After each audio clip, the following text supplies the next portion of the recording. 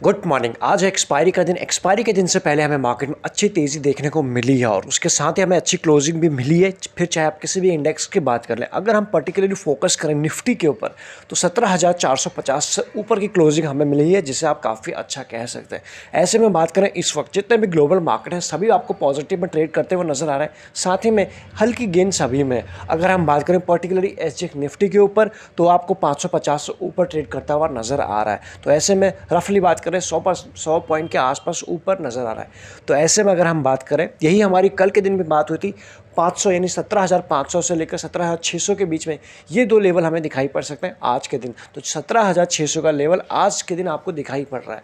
In level के ऊपर हमारी नज़र रहनी चाहिए, क्या निफ्टी की इसके ऊपर सस्टेन होता है। अगर सस्टेन होता है तो बहुत ही जल्दी हमें वापस 18,000 के लेवल दिखाई पड़ सकते हैं। अदरवाइज डेफिनेटली जिस तरह से यहाँ से एक तेज़ी रही है, कुछ प्रॉफिट बुकिंग आपको 600 के लेवल के आसपास से दिखाई पड़ सकती है। उसी हिसाब से हमें काम करना होगा। बात करें कमोडिटी मार्केट का हाल, आप यहाँ देख सकते हैं क्रूड ऑयल में आज ज़रा सा यहाँ पे प्रॉफिट बुकिंग है। नेचुरल गैस तेज़ है, गोल्ड एंड सिल्वर हल्के से फ्लैट है और ज़्यादा कुछ हो नहीं रहा है। अगर हम बात करें करेंसी मार्केट की तो आप यहाँ देख सकते हैं यूएसडी आईएनआर आज भी ग्रीन में है ज़रा सा, बट ये करेंसी मार्केट कुछ इसी छोटी छोटी के रेंज के हिसाब से ही बढ़ते हैं और बढ़ते बढ़ते आज के दिन 75.45 के आसपास चला गया है। ये आपको एक अलग ही चीज़ बता रहा है। यहाँ से बात करें एफआईज और डीआईज के एक्शन के ऊपर, कल क्या रहा? कल भी उन्होंने सेलिंग की है, लेकिन समहाउ अपने हाथ को ज़रा सा कंट्रोल किया हुआ है। ये आप देख पा रहे होंगे जैसे जैसे मार्केट बढ़ रहा है, अब यहाँ से थोड़ा सा उनकी सेलिंग कम हो रही है। ये 2 दिन की बात है। अभी हमें ये देखना है कि ये वापस ये तो जो थम रही है, ये शुरुआत कब से करते हैं अपनी बाइंग की, तो इसके ऊपर आपकी नज़र होना बेहद ज़रूरी हो जाता है। आज होगी एक्सपायरी का डेटा को हम ज़्यादा कंसिडर करेंगे नहीं, क्योंकि उस दिन कई सारी पोजीशन कॉन्ट्रैक्ट क्लोज करने होते हैं। मेन हमारे लिए होगा कल से या फिर मंडे से किस तरह से डेटा निकल के आ रहा है। बात करेंगे जो इंपॉर्टेंट न्यूज़ है आज के दिन, सबसे पहले जो निकल के आ रहे हैं इन्फोसिस से निकल के आ रहे हैं।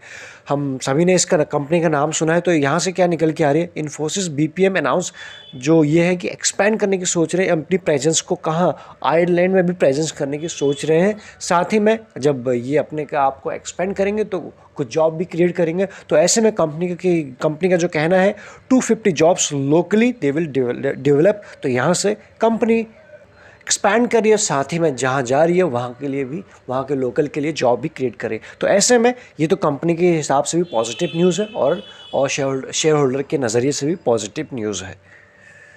इन्फोसिस के बाद न्यूज़ निकल के आ रही है HCL में निकल के आ रही है। इसमें क्या हुआ है? HCL का भी नाम हम सभी ने सुना है। HCL और एक दूसरा अगर हम कोऑपरेटिव प्राइमरी बैंक है जर्मनी के, जिसे आप बोल सकते हैं एपो बैंक, इन दोनों ने एक एग्रीमेंट साइन किया हुआ है। HCL ने एंड एपो बैंक ने एग्रीमेंट साइन किया है। किस चीज़ के लिए? आप इस चीज़ को ज़रा ध्यान से देखिए। तो एक्वायर IT कंसल्टिंग एक कंपनी है जिसका नाम शॉर्ट में अगर हम कवर करने की कोशिश करें GBS। तो यहाँ से इस चीज़ के लिए एग्रीमेंट हुआ है। इस एग्रीमेंट के बाद जो HCL के पास जो स्टेक रह जाएंगे इस एक्वायर वाली कंपनी में 51% रह जाएंगे और एपो बैंक के पास रहेंगे 49।